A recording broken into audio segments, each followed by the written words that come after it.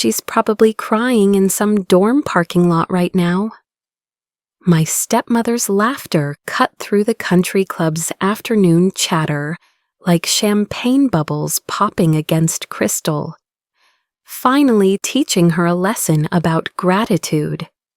I stood 3 feet behind her, still wearing my college orientation t-shirt, mascara streaking down my cheeks in parallel lines of humiliation.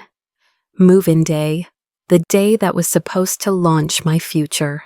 Instead, I was standing in the Rosewood Country Club, listening to the woman who'd stolen my father celebrate stealing my dreams.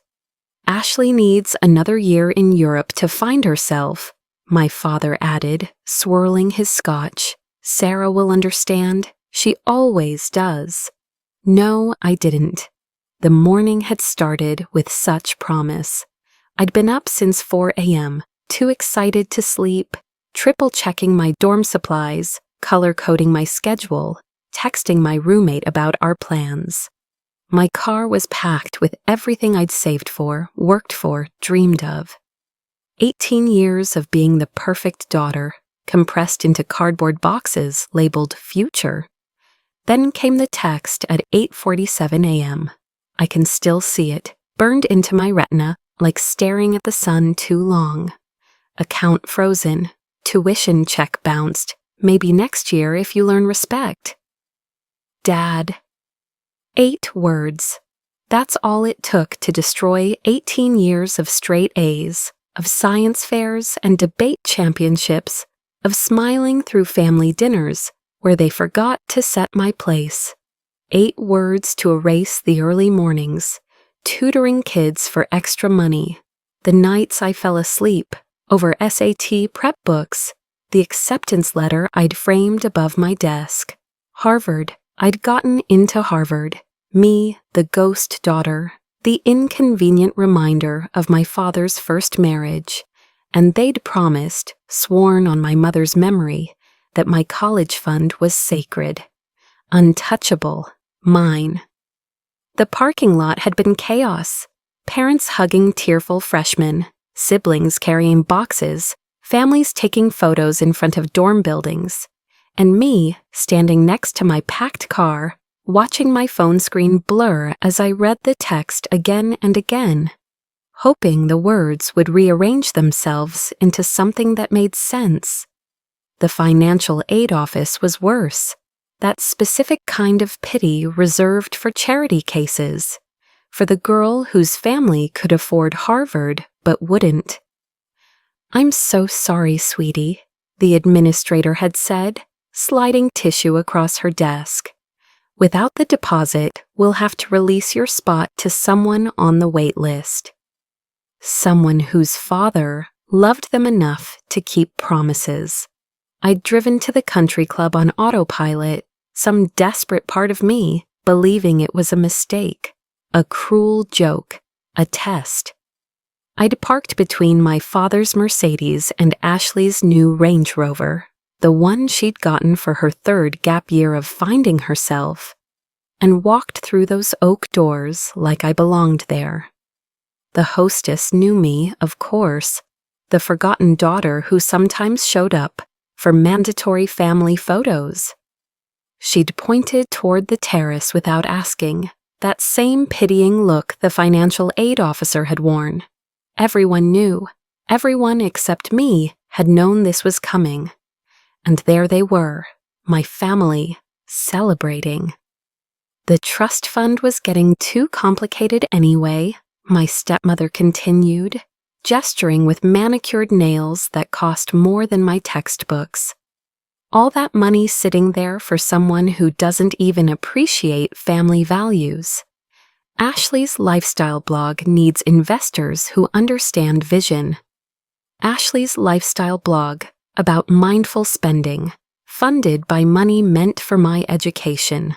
I must have made a sound, a laugh maybe, or something between a sob and a scream, because they turned, all of them.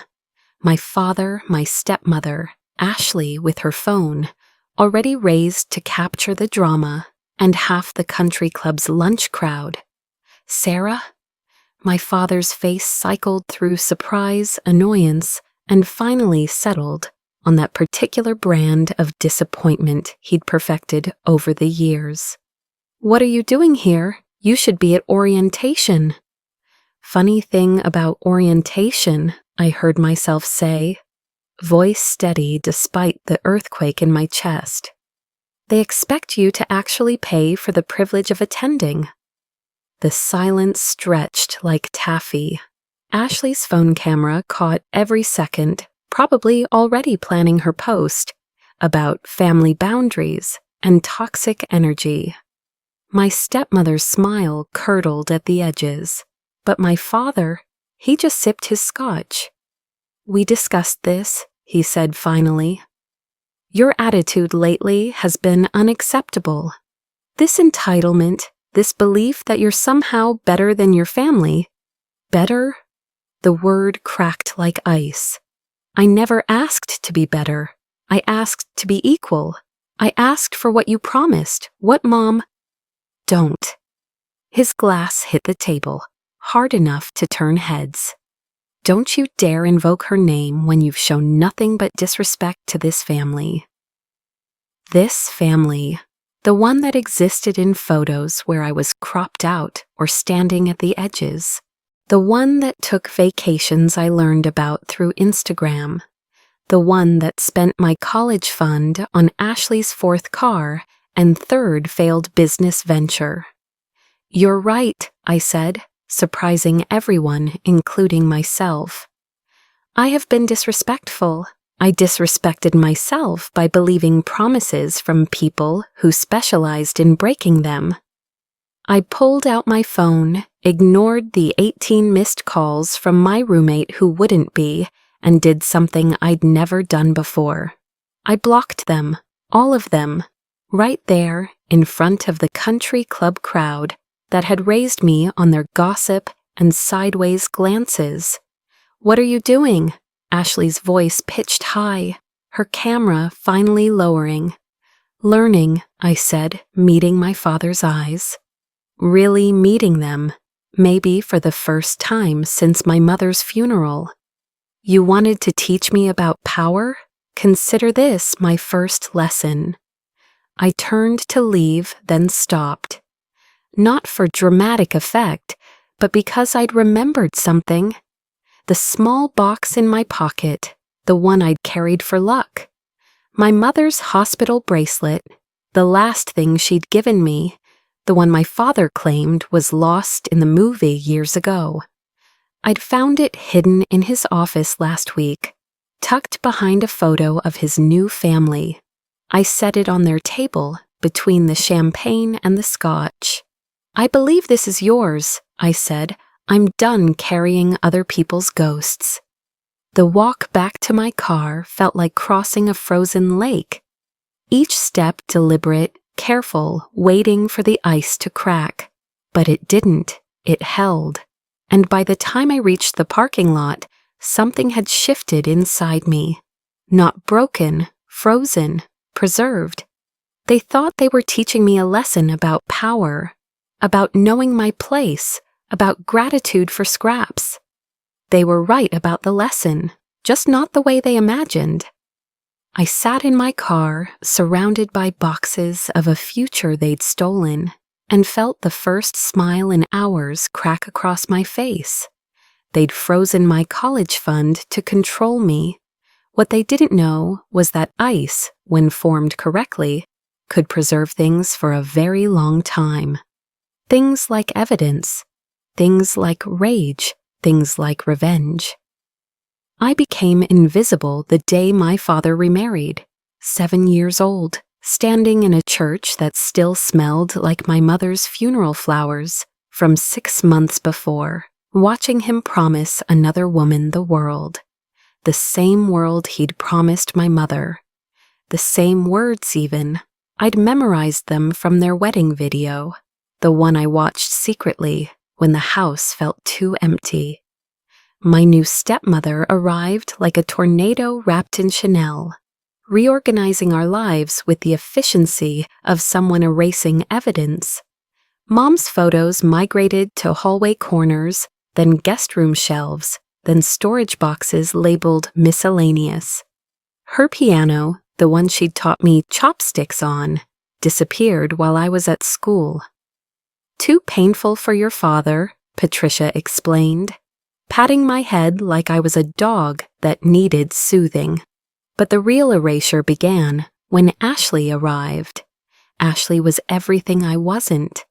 Blonde where I was dark, bubbly where I was quiet, mediocre where I was driven. She came pre-packaged with talents that required audiences, ballet recitals, voice lessons, art shows where participation ribbons somehow mattered more than my science fair victories. "Sarah won the state mathematics competition," I'd announce at dinner, clutching my trophy.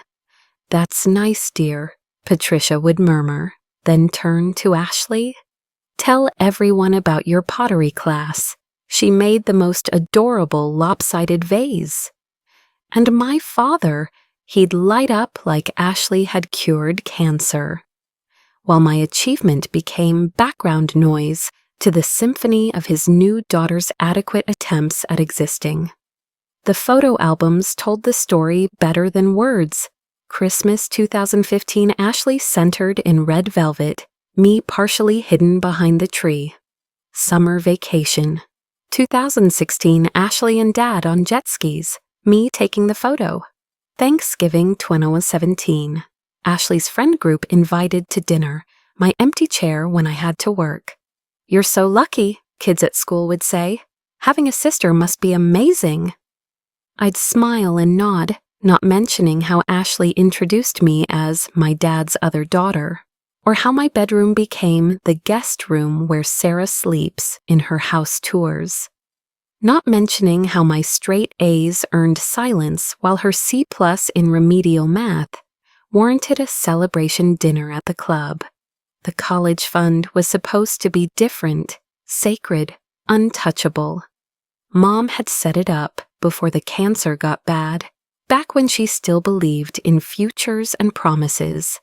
For Sarah's education, she'd made my father swear, her hand skeletal but still strong enough to grip his. "No matter what, promise me." He'd promised, cried even. I'd watched from the doorway, 9 years old, and already learning that grief could make liars of anyone. For years, I'd checked the statements religiously, watching the number grow with Mom's life insurance, her investments maturing. The monthly deposits my father claimed were honoring her memory. It became my North Star, proof that despite everything, some promises held weight. Meanwhile, Ashley collected failures like designer handbags. The boutique came first. Mindful Fashions, a sustainable clothing store that sustained nothing but Patricia's need to brag about her daughter's entrepreneurial spirit. When it folded after 6 months, the family narrative shifted. Learning experience, they'd say.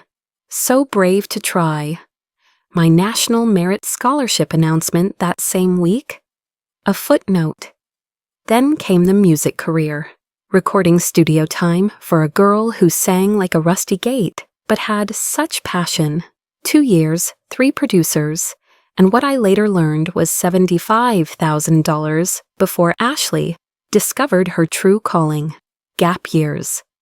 The first gap year was for finding herself in Europe. The second for artistic development in Bali.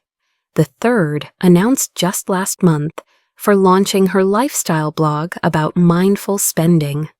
The irony wasn't lost on me. A girl who'd never worked a day in her life, teaching others about financial wisdom. A girl whose car cost more than most people's salaries, preaching minimalism from her custom-designed bedroom. But I'd survived it all with one thought: college would be my escape. Harvard would be my vindication. 4 years where achievements mattered more than appearances, where professors didn't care who your stepmother knew at the country club. The night before move-in day, I couldn't sleep. I'd packed and repacked, ironed my orientation outfit twice, checked my registration emails obsessively. At 2 a.m. I'd given up and gone to make tea, needing something to calm my nerves. That's when I heard them. Voices from my father's study, the door cracked just enough for sound to escape. "The blog could be huge," Ashley was saying. "Like Goop-level huge, but I need real investment, not just pocket money." "The trust fund transfer should clear by morning," my father replied. "Harvard will understand. Sarah can take a gap year, work a bit, build character." "She has too much character already," Patricia laughed. "That's her problem, always acting like she's better than us." "I never liked that she got in anyway," Ashley added. "It's so elitist. My blog is about real people, real lives. That's more valuable than some fancy degree." I'd stood frozen in the hallway, tea kettle whistling unheard, as they casually dismantled my future over wine and wealth redistribution. The trust fund, my college fund, my mother's dying wish, turned into startup capital for a blog about spending money you didn't earn. "We'll tell her in the morning," my father decided. "After she's had her coffee, she's more reasonable caffeinated." Reasonable, as if reason had any place in a family that valued pottery participation ribbons over perfect SAT scores. As if reason could explain stealing from the dead to fund the delusional. I'd gone back to my room, sat among my packed boxes, and waited for sunrise. Waited for the text I now knew was coming. Waited for the final betrayal in a lifetime of being second best. But something else had happened in those dark hours before dawn. Between the rage and the grief, between the shock and the shame, a strange calm settled over me. The kind of clarity that comes from finally seeing the whole picture, not just the edges where they'd relegated me. They didn't just see me as second best, they saw me as a resource, a well to drain when Ashley's ventures ran dry. A backup fund disguised as a daughter. I'd learned silence in that house, trained by years of being overlooked. What they never realized was that silence wasn't just about not being heard. It was about listening, documenting, remembering every slight, every theft, every broken promise. I'd been keeping receipts since I was 7 years old. Now finally, it was time to cash them in. The financial aid office smelled like industrial carpet cleaner and broken dreams. I sat in that plastic chair for 3 hours, watching the clock tick past orientation events I'd never attend, holding a number like I was waiting for deli meat instead of my future. The other students looked shell-shocked but hopeful. Surprise medical bills, family emergencies, paperwork mix-ups, fixable problems. Mine wasn't fixable. "I'm so sorry, Miss Chen," the administrator said for the 4th time, sliding another tissue box across her desk. Mrs. Goldstein, according to her nameplate, had kind eyes that made everything worse. "Without the deposit, we have to release your spot. The wait list." "I understand," I cut her off, tired of sympathy that changed to nothing. "Is there anything? Work study, emergency loans? Selling my soul to educational devils?" She pulled out form after form. Emergency aid required proof of family financial hardship. Hard to prove when your father owned a company worth millions.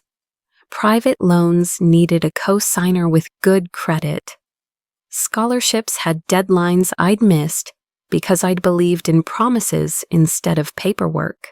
"There might be one option," she said hesitantly, pulling out a faded brochure.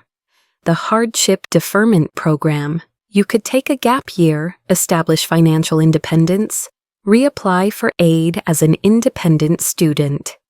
A gap year, like Ashley. The thought made bile rise in my throat. What would I need?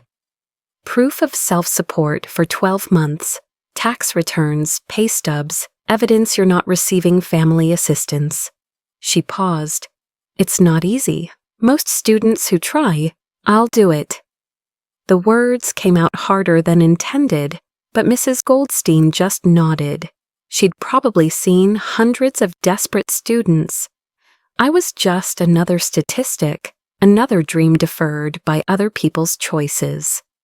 I left with a folder of applications for jobs I was overqualified for and apartments I couldn't afford. The campus bus passed as I walked to my car, full of freshmen heading to their first college party.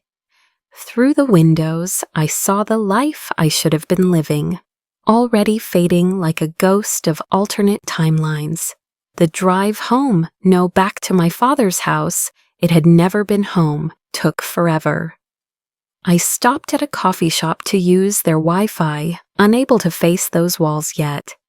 Opening my laptop to job sites, I noticed an email notification from mlchenelawfirm.com.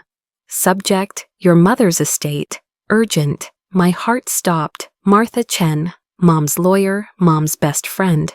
The woman who'd handled the will, and then disappeared from our lives when Patricia made it clear old friends weren't welcome.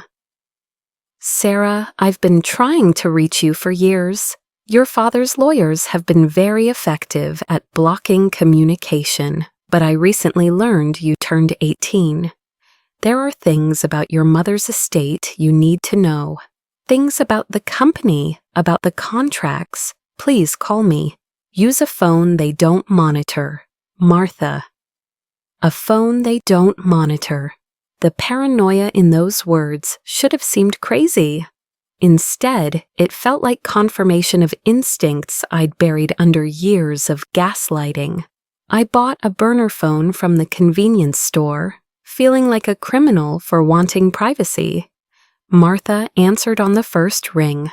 Sarah, thank God. Listen carefully. Your mother didn't just leave you money.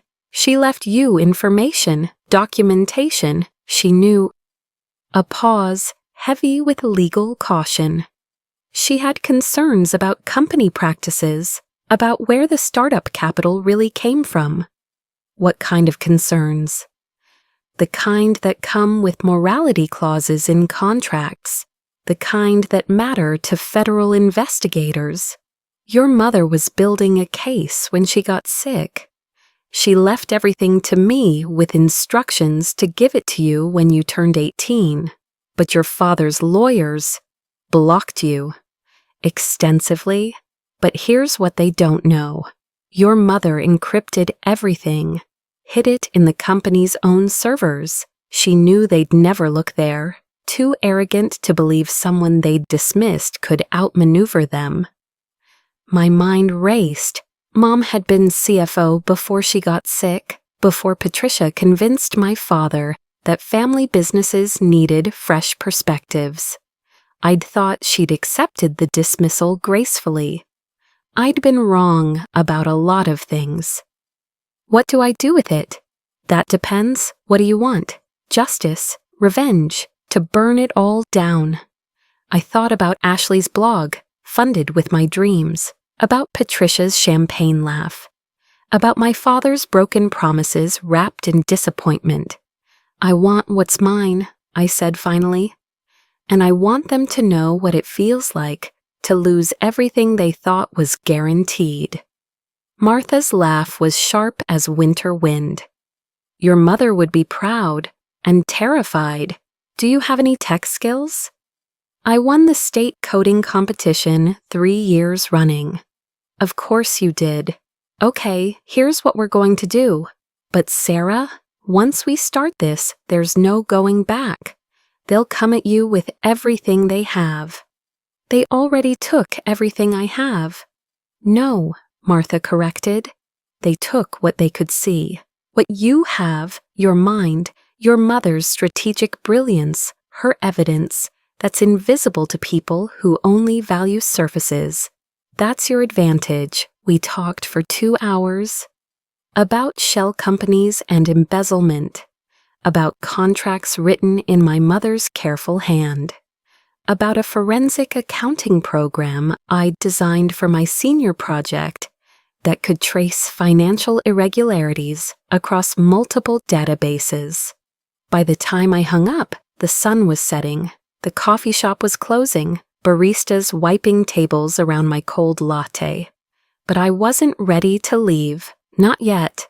I opened a new document, not a job application or apartment listing, but a business plan. Chen Financial Forensics, LLC. My senior project had won awards. Teachers had connected me with tech investors, opportunities I'd planned to pursue after Harvard. Why wait? Why defer my life because they'd deferred my dreams? The ideas flowed like water through a broken dam. Forensic accounting software that could detect embezzlement patterns. Consulting services for companies concerned about internal theft. All the skills they'd dismissed as showing off transformed into marketable assets. But the real revelation came when I Googled my father's biggest competitors. 3 companies, all desperate to understand how Chen Industries kept underbidding them. All potential clients for someone who could decode my father's methods, because I could. I'd been watching him work since I was 7, absorbing lessons he never meant to teach. Every dinner conversation about crushing competition, every overheard phone call about creative accounting, every document left carelessly on his desk. I'd been educating myself in their destruction my whole life. The coffee shop manager cleared his throat. "We're closing, miss?" I looked up, surprised to find it dark outside. "Sorry, I lost track of time." "No worries. You okay? You've been typing like the world's ending." "No," I said, closing my laptop with the first real smile in days. "It's beginning." I drove back to the house that was never home, walked past the family photos that didn't include me, and packed my remaining things. Not with the desperate energy of that morning, but with surgical precision. Only essentials. Only what mattered. In my father's study, I found what I was looking for. The company laptop he'd given me for homework. Still logged into their system. Still trusted because who suspects the invisible daughter? I didn't download anything. Martha had warned me about digital footprints. I just looked, memorized, traced patterns in financial reports, like reading tea leaves of their future destruction. They wanted me to take a gap year, fine. But I wouldn't spend it finding myself. I'd spend it helping them lose everything. I didn't need their money anymore. I needed them to need mine. And they would eventually. When their biggest clients mysteriously decided Chen Industries' bids were suspicious. When federal investigators received anonymous tips with just enough truth to warrant attention. When their house of cards met the wind of consequences. They'd frozen my dreams to teach me about power. Time to show them I'd learned the lesson perfectly. 4 years, 1,460 days, 35,040 hours of becoming someone they'd never recognize. The first month nearly broke me. I slept in my car behind a 24-hour Walmart, showering at the gym where I'd gotten a cleaning job, 5 a.m. to 9 a.m., mopping floors where entitled kids complained about early morning spin classes. Then coding boot camp from 10 to 4, teaching myself skills Harvard would have polished, evenings at a call center, troubleshooting tech problems for people who somehow made me grateful for my own situation. "You sound tired, honey," an elderly customer said one night, her computer restart taking forever. "You taking care of yourself?" "I'm building something," I told her, watching my code compile on my laptop screen between calls. "It just takes time." She'd laughed, warm and knowing. The best revenges always do. I hadn't said anything about revenge. Maybe it showed in my voice, that particular exhaustion that comes from being fueled by spite instead of hope. But she was right. Every line of code, every client meeting, every 16-hour day, it all tasted like revenge, served at exactly the right temperature. Chen Financial Forensics launched from that Walmart parking lot. My mother's maiden name on the LLC papers, invisible to anyone who'd never bothered learning where she came from. The first client came through my coding boot camp. A small business owner, convinced his partner was skimming. My software found $50,000 in diverted funds. He paid me $5,000 and told 3 friends. Those 3 told 10, 10 told 50. By month 6, I had an apartment. A studio so small I could touch both walls with outstretched arms, but it had a shower that wasn't coin-operated and a door that locked from the inside. I celebrated by buying a bed frame. Not a mattress on the floor like the 17 before, an actual frame. Spite had gotten me off the ground, literally. The algorithm grew smarter with each case. Pattern recognition, behavioral analysis, predictive modeling. All the buzzwords that made investors salivate. But I wasn't looking for venture capital. That would mean background checks, family connections, everything I needed to keep buried until the time was right. Instead, I grew organically, slowly, carefully. While I debugged code at 3 a.m., Ashley posted Instagram stories from Mykonos. Such a mindful, luxury Hajari blogger life took blessed. Her follower count grew by thousands, purchased bots praising her wisdom about conscious consumption while she consumed everything unconsciously. Just invested in another startup, she posted, standing in front of a Tesla neither earned nor needed. Supporting female entrepreneurs is self-care. The startup, a meditation app that charged $50 monthly for recorded whale sounds. It lasted 3 months. The Tesla stayed. Year 2 brought legitimate recognition. Tech conferences started inviting me to speak. The mysterious S. Chen, whose forensic software had saved companies millions. I wore the same blazer to every event. The one good outfit I'd bought from a consignment shop. Nobody noticed. They were too busy taking notes on my presentations. Your algorithm is incredible, a Fortune 500 CFO told me after a panel. We've been looking for something exactly like this. How long have you been in business? 2 years, I said, not mentioning the car sleeping phase. Family business? You seem young to have developed this alone. No family in the business, I replied, the truth burning sweet on my tongue. I'm entirely self-made.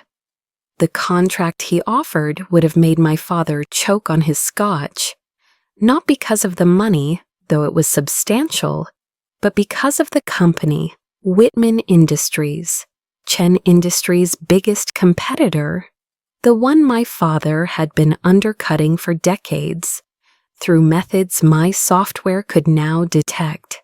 I signed it with my mother's favorite pen, the one I'd saved from the estate sale Patricia organized while I was at school. Year 3 was about scaling. I hired employees, brilliant minds who didn't care about pedigree, only potential. We moved to real offices, glass and chrome that reflected success back at anyone who doubted. The media started calling, young entrepreneur revolutionizes forensic accounting. Mystery programmer saves millions in fraud prevention. They never used photos. I insisted on privacy, claiming security concerns. Really, I just wasn't ready for my father to see my face on the cover of Tech Week. Not yet. The algorithm evolved into artificial intelligence, learning from every case, predicting fraud before it happened. We caught embezzlers, exposed shell companies, traced money through labyrinths of deception. Each victory felt like practice, preparation for the real case I'd been building since that first night in the Walmart parking lot. Because I never stopped watching them. Through Google alerts, through social media, through public records I could access legally. Ashley's blog pivoted 4 times, mindful spending to conscious beauty, to intuitive investing to whatever trend promised ad revenue. Each pivot funded by mysterious investors I could trace back to companies with familiar names. Companies that had contracts with Chen Industries. Companies my software would eventually flag as suspicious. My father expanded aggressively, buying smaller firms, crushing competition through tactics I documented carefully. Patricia joined charity boards, her picture in society pages, wearing jewelry worth more than my annual salary year 1. They never mentioned me. The daughter erased so thoroughly she might never have existed. Perfect. Invisible people make the best hunters. Year 4 felt like destiny. My company won awards. Major corporations begged for contracts.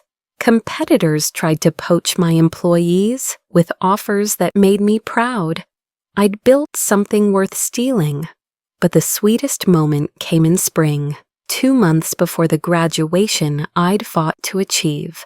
Harvard accepted my readmission.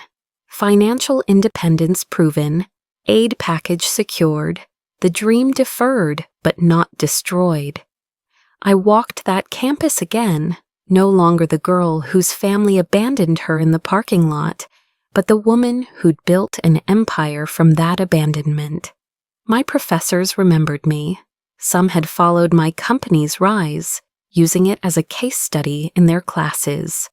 We expected great things, Dr. Morrison said, but this exceeds even our expectations.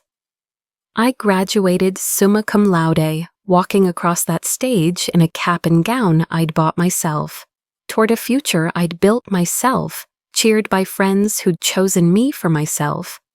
My employees sat in the family section, the family I'd collected, not the one that had collected me like an unwanted heirloom.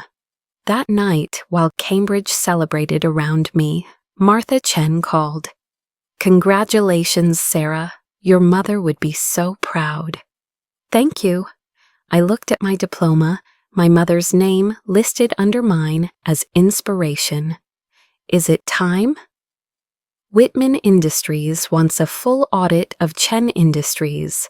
They suspect bid manipulation, but can't prove it. They need someone with inside knowledge of Chen's practices. Someone who understands the patterns. Someone raised in those patterns, marinated in them, forged by them into the perfect weapon against them. "Send me the contract," I said. "I'll review it tonight." "Sarah, are you sure you're ready for this? Once they know it's you." "They won't know, not at first. Chen is a common name. S. Chen could be anyone. By the time they realize, it'll be too late to stop."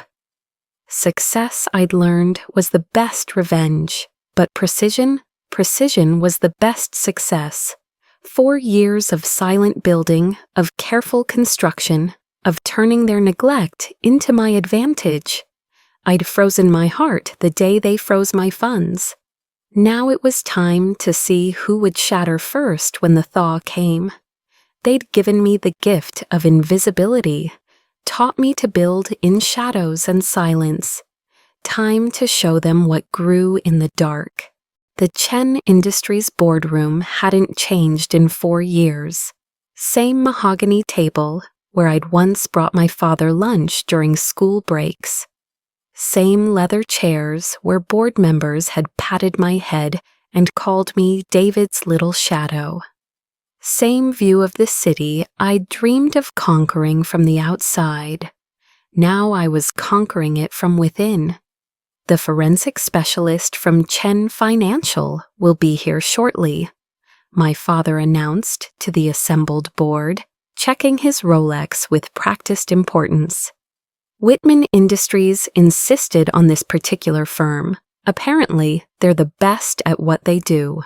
Seems excessive, Patricia murmured from her unnecessary seat as family liaison officer, a made-up title worth $200,000 annually. Our books are impeccable. It's just due diligence for the merger, my father assured her. Once they confirm what we already know, Whitman will have no choice but to accept our terms. I stood outside the door, listening through the wood that had muffled so many conversations I wasn't supposed to hear. My team waited behind me, 5 of my best analysts, all briefed on what we'd find, but not why it mattered to me personally. They thought my hands were steady from confidence. Really, they were frozen from 4 years of patient rage. "Ready, boss?" Marcus, my lead analyst, asked. "Time to show them what Chen Financial Forensics can do," I replied, using the company name like armor. The door opened. I walked in last, letting my team enter first, watching my father's face as he glad-handed what he assumed were underlings. His expression when he saw me was a masterpiece: confusion, recognition, disbelief, and finally a fear he tried to swallow. "Sarah?" I let the silence stretch, savoring it like aged wine. Every board member turned, some recognizing the forgotten daughter, others seeing a stranger in a suit worth more than the car I'd lived in. "Mr. Chen," I said finally, voice professional as a scalpel. "I'm S. Chen, CEO of Chen Financial Forensics. We'll be conducting your audit." "This is a conflict of interest," Patricia sputtered, standing so fast her coffee spilled across preliminary reports. "She can't—" "Chen is a common name," I interrupted smoothly. "And I have no financial interest in Chen Industries. Haven't for exactly 4 years, 2 months, and 6 days. Legal cleared it thoroughly."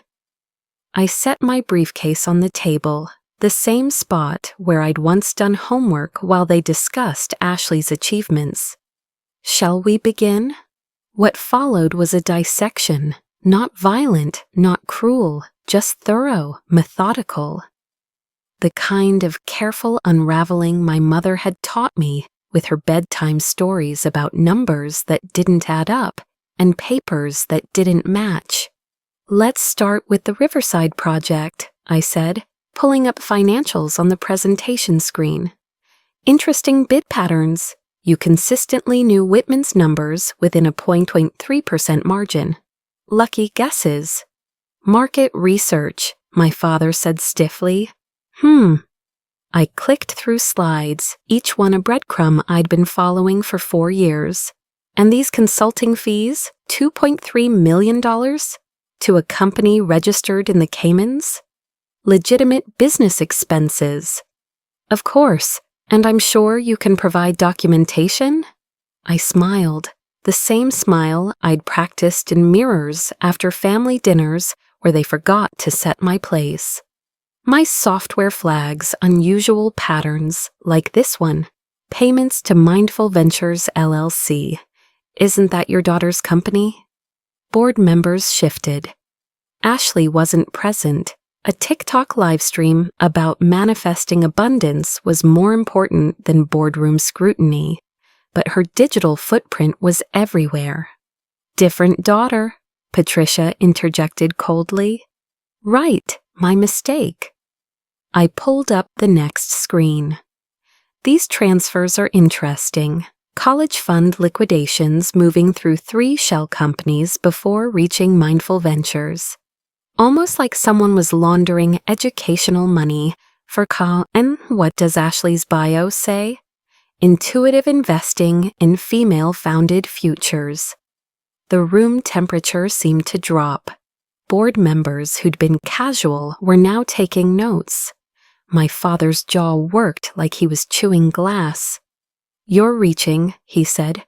"This is personal vendetta disguised as—" "Data doesn't have vendettas," I cut him off. "It just has patterns, like this one." The screen filled with a web of transactions I'd mapped over thousands of hours. Money flowing from client accounts through shell companies, skimmed percentages hidden in rounding errors, consulting fees for services never rendered. All legal gray areas until you connected the dots. Then it became a constellation of corporate fraud. My phone buzzed. Marcus showed me the screen. Ashley's Instagram Live was trending. I nodded, and he threw it onto the presentation screen without warning. "And that's why Daddy says poor people just don't understand manifesting wealth." Ashley giggled to her phone, champagne visible in frame at 2 p.m. "Like, my trust fund proves that visualization works. Though honestly, some of it came from my sister's college money. But she was too negative to deserve Harvard anyway." Someone gasped. Thompson and Associates has the expertise and, more importantly, the motivation to be thorough. I set a folder on his desk. My team's findings to date, all 47 violations, documented and cross-referenced. Diane will particularly enjoy the parts about Mom's life insurance. He reached for the folder, then stopped. "Sarah, if this is about money—" "It was never about money." The words came out tired, not angry. 4 years of carrying rage was exhausting. I was ready to set it down.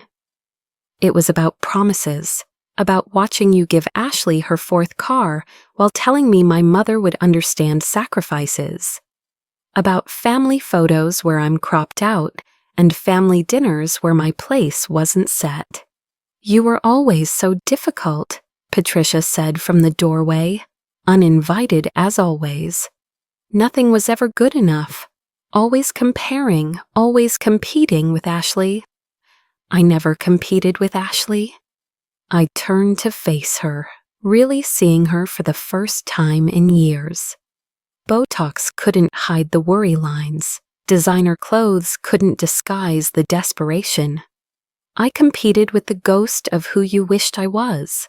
Someone grateful for scraps, someone who'd disappear conveniently, someone who'd fund your daughter's delusions without questioning where dead mother's dreams went to die. My phone buzzed. Marcus letting me know the Wall Street Journal wanted a quote about the Chen Industries investigation. I declined with a swipe. This wasn't about publicity. "What do you want?" My father stood, hands flat on the desk like he could push through to answers. "An apology? Money? Your name back in the will?" "I want you to understand something." I reached into my jacket, pulling out a small velvet box. Inside, my mother's hospital bracelet lay coiled like a sleeping snake. The one he'd hidden in his office, the one I'd carried for luck, then left behind in anger. The one I'd bought back from the estate sale Patricia held while I was at Harvard, thinking I wouldn't know. This bracelet? I held it up to the light, letting the faded text catch sun. I paid $500 for it at a Sotheby's auction, listed as miscellaneous family jewelry, no significant value. The woman who wore it built this company, secured your first contracts, created the financial systems you corrupted, and you sold her last gift to me for pocket change. I set the box on his desk between the photos where I didn't exist and the contracts that wouldn't survive the audit. "Keep it," I said. "Consider it a parting gift. Every time you see it, remember that you had a daughter who loved you enough to keep your secrets, smart enough to decode them, and strong enough to survive your abandonment. And you threw her away for a stepdaughter who live streams your crimes to strangers for validation." Ashley chose that moment to burst in, phone extended. Daddy, the lawyers say I need to delete my socials. This is literally censorship. My followers need my truth. She stopped short, seeing me. 4 years had changed us both. Her fillers and filters, creating a mask of maintained youth, my success carved into posture she'd never achieve. Sarah, she lowered her phone for possibly the first time in years. What are you doing here? Leaving, I said simply, like you always wanted. That's not. She looked between our father and Patricia, reading the room's tension like a stock report she couldn't understand. Is this about the college thing? Because honestly, you should thank me. You seem way more successful now than you would have been with just some degree. The irony of her accidental honesty almost made me laugh. She was right in her broken clock way. Their betrayal had forged me into something Harvard alone never could have. You're welcome, I told her, meaning it. For the record, your blog could have worked. The concept wasn't terrible, just the execution. Next time, if there is one, hire people smarter than you and listen to them. That's what I did. I moved toward the door, then remembered one last thing. From my briefcase, I pulled out a single sheet of paper and handed it to my father. What's this? He read it, confusion growing. A recommendation letter? For Thompson and Associates, signed by every major forensic firm in this city. Turns out people remember my mother fondly. They're eager to help her daughter ensure justice. I smiled, the last one they'd see from me. Oh, and that merger with Whitman Industries? I'm interviewing with them Monday. They need a new CFO, someone who understands Chen Industries' practices intimately. Patricia's gasp was satisfying, but not as much as my father's recognition. I wasn't just leaving, I was joining the opposition, bringing 4 years of accumulated knowledge and legally obtained evidence with me. You planned this, he whispered. I learned from the best, I acknowledged. You taught me that family was transactional, that love had conditions, that promises were just words unless backed by power. Thank you for the education. I've put it to excellent use. I walked out of his office, through hallways that had raised me in shadows, past conference rooms where I'd been invisible. My team waited in the lobby, boxes packed, exodus organized. We'd continue the audit prep from our offices, feeding Thompson and Associates everything they needed to complete the investigation. But I had one last stop, the break room where I'd eaten lunch alone, watching the office dynamics like a nature documentarian. The supply closet where I'd hidden during family appreciation events that didn't appreciate me, and finally the basement archive where my mother's original contracts were stored. I didn't take anything, didn't need to, just ran my fingers over her signature one last time, saying goodbye to the woman who'd built an empire for a family that would waste it. Love you, Mom, I whispered to paper and dust. I hope I made you proud. Security escorted us out. Standard procedure when auditors withdrew. Nothing personal. But I saw employees watching from windows, some who remembered the little girl who'd haunted these halls, the forgotten daughter returning as conquistador. In the elevator, Marcus finally asked, "You okay, boss?" Yes. And for the first time in 4 years, I meant it. I'm free. Outside, I stood on the sidewalk where I'd once waited for a father who forgot pickup times. The building loomed above, all glass and steel and broken promises. But I didn't look back, didn't need to. I'd left them my mother's bracelet, a reminder of what they'd sold for nothing. I'd left them my resignation, a promise of what was coming. and I'd left them my name, S. Chen, on every document that would dismantle their kingdom. They wanted me invisible? Fine, the invisible make the best architects of destruction. But I was done building their ruin. Time to build something else, something mine. The news broke on a Tuesday. Chen Industries under federal investigation. Major contracts suspended amid fraud allegations. CEO David Chen steps down as forensic audit reveals. Decades of misconduct. I read the headlines from my new office at Whitman Industries, corner suite with windows facing Chen Industries' slowly darkening building.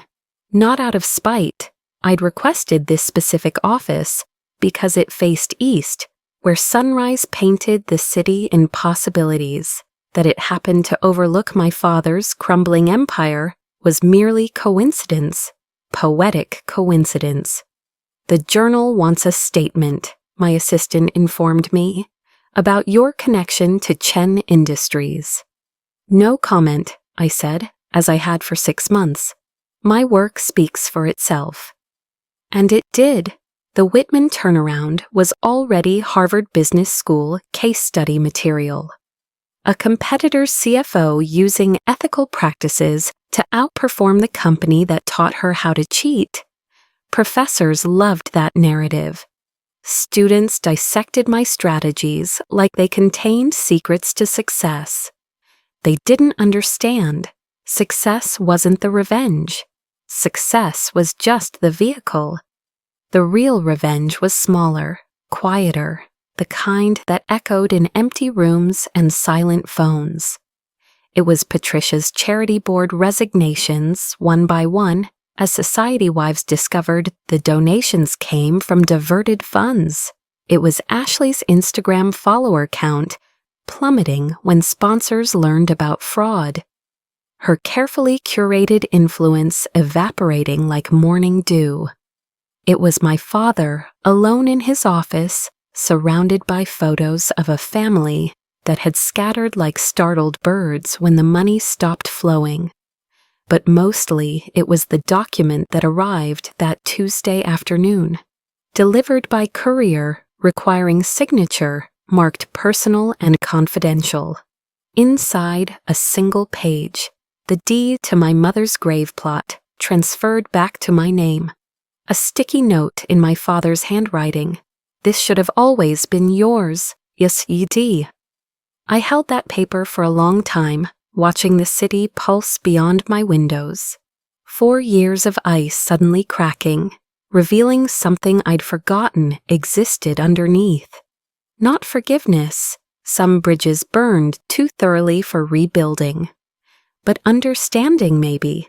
Recognition that broken people break others, that hurt compounds like interest, that sometimes the best revenge is simply refusing to perpetuate the cycle. My phone buzzed, an unknown number, but I recognized the area code. Cambridge. Hello, is this Sarah Chen? Young voice, nervous but determined.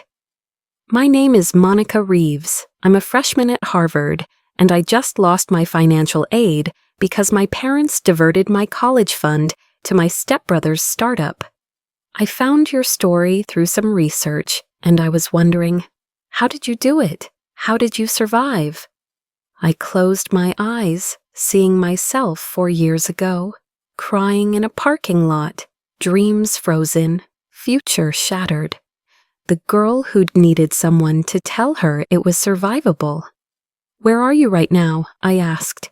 Financial aid office. They're closing soon, and I don't know what to do. First, breathe, I told her. Second, ask for Mrs. Goldstein. Tell her Sarah Chen sent you. She'll give you the hardship deferment paperwork. Third, do you have a laptop? Yes? Good. I walked out of his office, through hallways that had raised me in shadows, past conference rooms where I'd been invisible. My team waited in the lobby, boxes packed, exodus organized. We'd continue the audit prep from our offices, feeding Thompson and Associates everything they needed to complete the investigation. But I had one last stop, the break room where I'd eaten lunch alone, watching the office dynamics like a nature documentarian, the supply closet where I'd hidden during family appreciation events that didn't appreciate me, and finally the basement archive where my mother's original contracts were stored. I didn't take anything, didn't need to, just ran my fingers over her signature one last time, saying goodbye to the woman who'd built an empire for a family that would waste it. "Love you, Mom," I whispered to paper and dust. "I hope I made you proud." Security escorted us out. Standard procedure when auditors withdrew. Nothing personal.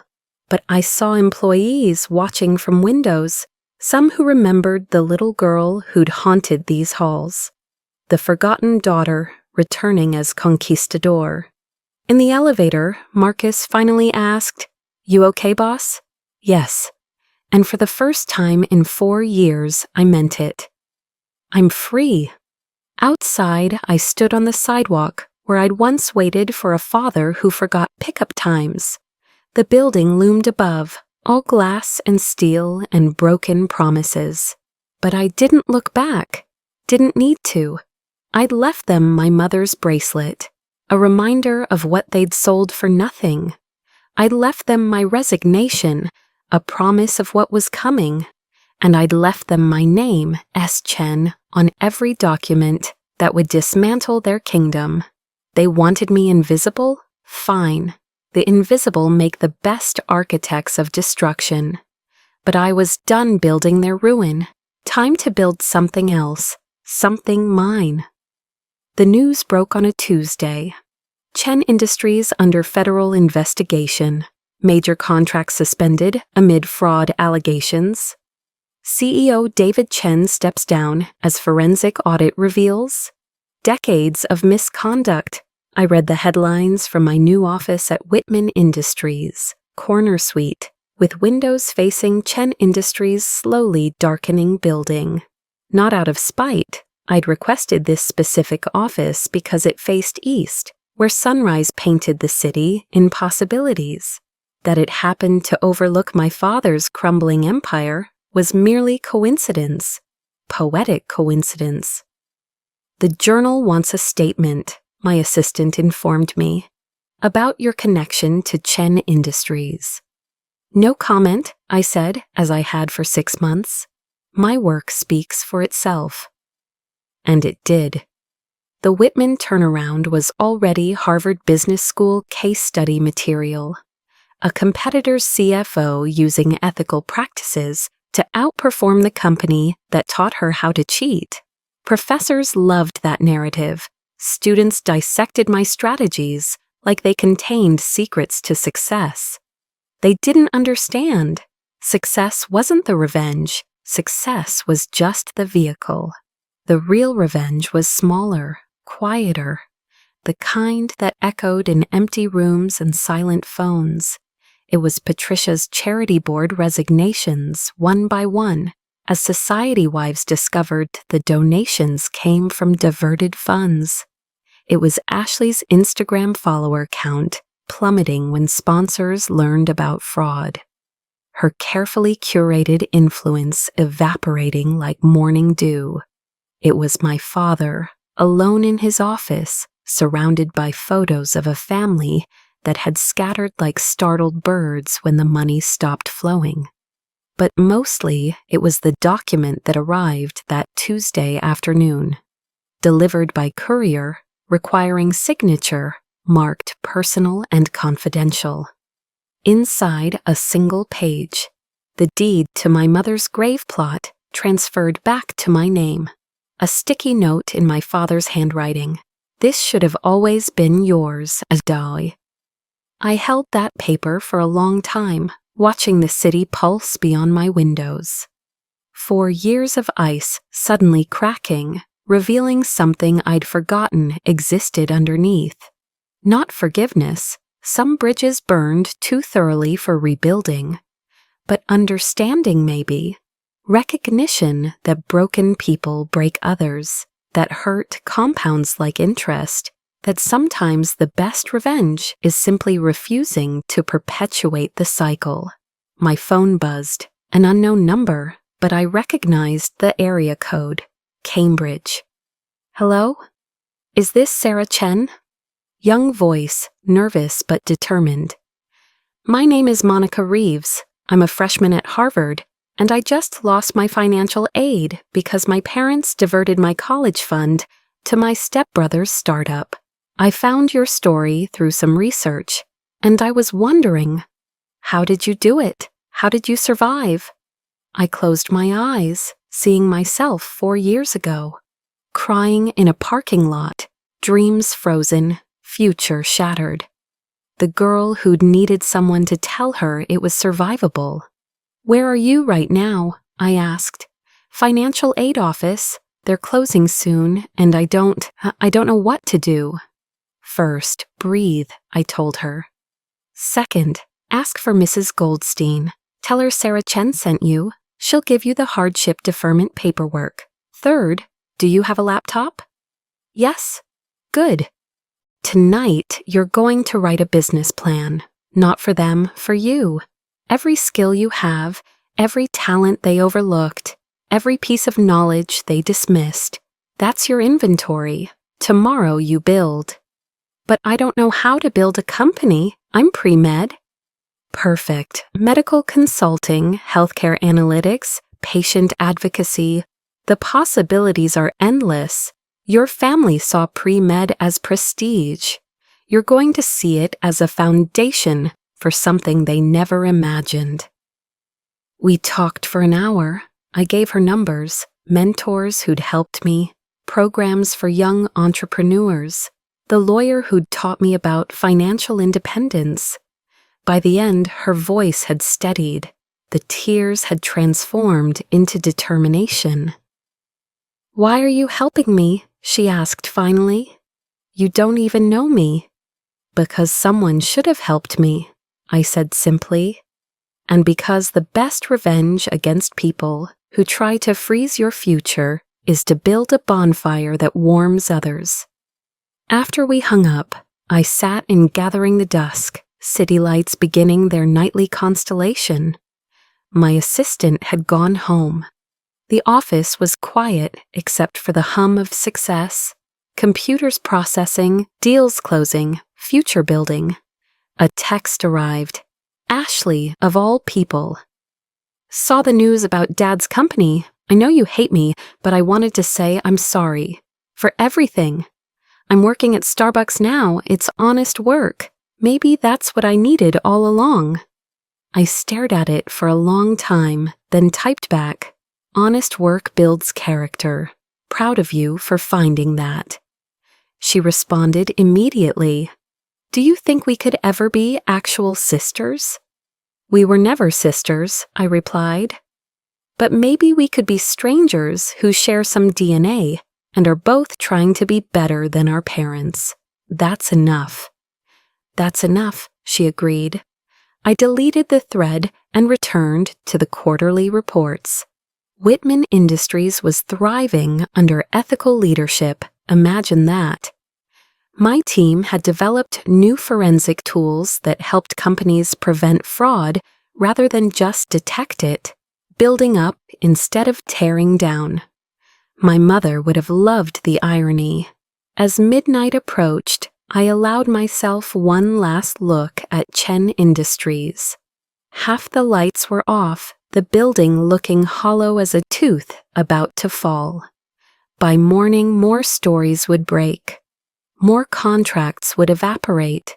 More consequences would bloom from seeds planted in greed and watered with betrayal. They'd frozen my college fund to teach me about power.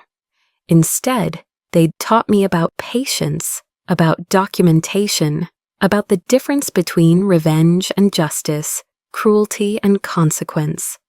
But mostly, they'd taught me that ice preserves things, pain, evidence, rage. And eventually, when the conditions are right, everything frozen must thaw. What emerges depends entirely on what you preserved and why. They'd preserved their greed, their favoritism, their casual cruelties. I'd preserved my mother's memory, her lessons, her insistence that numbers never lie even when people do. In the end, we both got what we kept safe in the cold. I shut down my computer, gathered my things, and headed home. Not to a car in a parking lot or a studio apartment with walls I could touch, but to a brownstone in a good neighborhood with room for the life I'd built. Tomorrow would bring new challenges, new opportunities to help kids like Monica, new ways to honor my mother's legacy. But tonight, I would sleep peacefully for the first time in 4 years. The ice had finally thawed, and beneath it, against all odds, something had survived. Not revenge, not anger, not the bitter satisfaction of watching them fall. Just me, Sarah Chen, daughter of a brilliant woman who built an empire, survivor of a family that tried to bury me in their shadow, architect of my own destiny. They'd given me the gift of rock bottom, not knowing I'd been raised by a woman who built foundations in impossible places. Every slight became a brick. Every betrayal became mortar. Every moment they made me invisible became another floor in the tower I was building. They froze my dreams at 18, thinking cold would kill them. They never understood. Some things are made stronger by winter. Some people bloom best after frost. And some revenges are served not cold, but at exactly the temperature needed to warm those who come after, seeking their own spring after someone else's eternal winter. Did this story of refined revenge resonate with you? Subscribe to Refined Revenge for more tales of elegant vindication, where intelligence trumps cruelty and success becomes the ultimate response to betrayal. Every week, we share stories of those who transformed their pain into power, their setbacks into comebacks, and their invisible years into undeniable victories. Because the best revenge isn't destroying those who hurt you, it's building something so beautiful from the ashes that they have to watch you soar.